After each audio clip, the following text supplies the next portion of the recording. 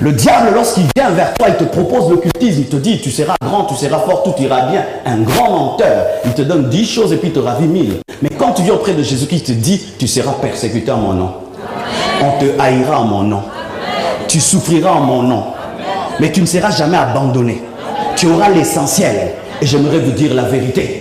Le chemin de la vie chrétienne est un chemin de la croix. C'est un chemin de blousement où tu vas boire, mais il y a un crocodile. Et certaines biches, en allant boire, peuvent être mordues. Mais elles boivent quand même. Elles sortent avec du sang, mais la bu.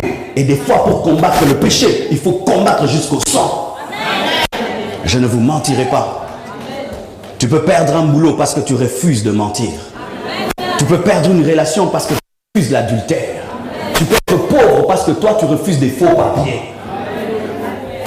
Et faire des faux mariages d'apparence. Oui, c'est aussi ça la vie chrétienne. C'est aussi ça la vie chrétienne.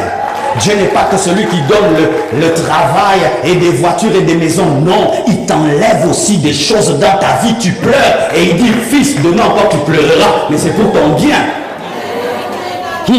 Un chirurgien, des fois, lorsqu'il est trop émotif, il risque de tuer les patients. Et Dieu est le chirurgien, parce que lui ne traite pas que ton cœur physique, il traite ton cœur spirituel, rempli d'orgueil, d'impudicité, de haine et de colère. Et des fois, le bistouri de Dieu fait très mal. Je ne te mentirai pas. Où sont passés ces temps? Où dans les églises, les gens venaient à la chaire en train de pleurer.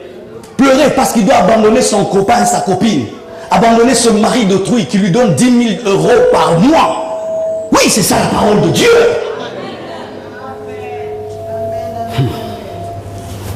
La soif de Dieu. Parler à un homme à dire à une femme. Nous habitons longtemps ensemble, mais on n'est pas mariés. On doit se séparer.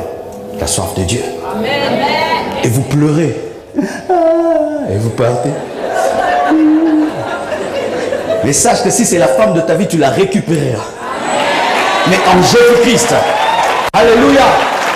Mais des fois, il faudrait que votre relation puisse mourir afin de ressusciter. C'est aussi la parole de Dieu. Mais des fois, vous voulez être béni alors que vous êtes en cohabitation. Et vous priez, vous jeûnez, vous chassez les démons. Ce n'est pas un problème de liens de famille ou des sorciers du village. Non, c'est un problème de péché et de sanctification. Et vous devez accepter de boire l'eau malgré le crocodile. Sinon, sans ça, il n'y a pas d'aurore pour le peuple.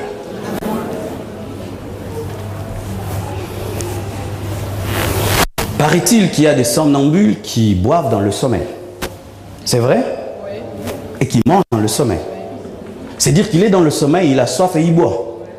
Mais le somnambule, des fois, il peut être meilleur que toi parce que malgré que tu es éveillé, tu ne bois pas. Le somnambule, dans son sommeil, il se réveille et il boit. Il est inconscient, il est dans le subconscient, mais il boit. Mais il y a des hommes qui sont conscients. Il est conscient qu'il a besoin de Dieu. Mais pour avoir Dieu, il doit abandonner tel et tel péché. Mais il est pire qu'un somnambule. Il veut faire semblant de ne pas avoir soif. Et tu veux remplacer ta soif par autre chose. Mais sache qu'on ne remplace jamais l'eau. Tu peux faire semblant. Une grande servante de Dieu vivait avec un homme qui n'était pas son mari. Elle a fait semblant, elle prêchait même. Mais elle se mourait dans le ministère.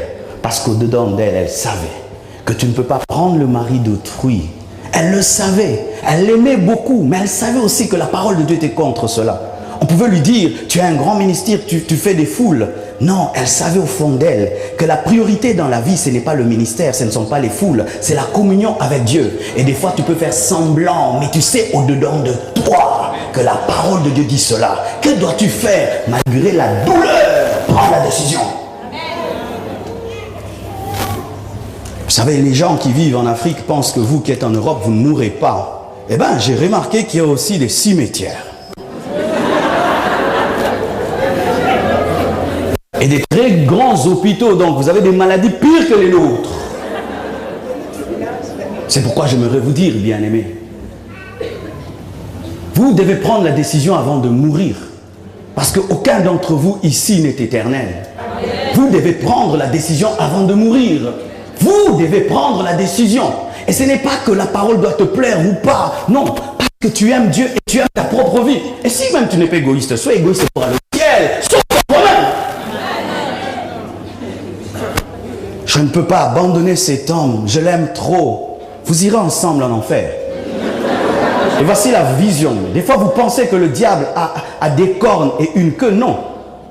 Le diable, c'est cet homme-là, cette femme-là, avec laquelle tu vis et qui n'est pas ton mari. C'est ça, Satan, dans ta vie. Satan ne viendra pas avec des cornes. Il viendra avec une apparence qui t'attire. Vous devez accepter le sacrifice. Il n'y a point de conversion sans sacrifice. Où sont les marques de la conversion? Aujourd'hui, se convertir, c'est venir à l'église, chanter, danser, s'appeler frères et sœurs, connaître le nom du pasteur et les programmes de l'église. Il y a plus que cela. Se convertir, c'est mourir et ressusciter.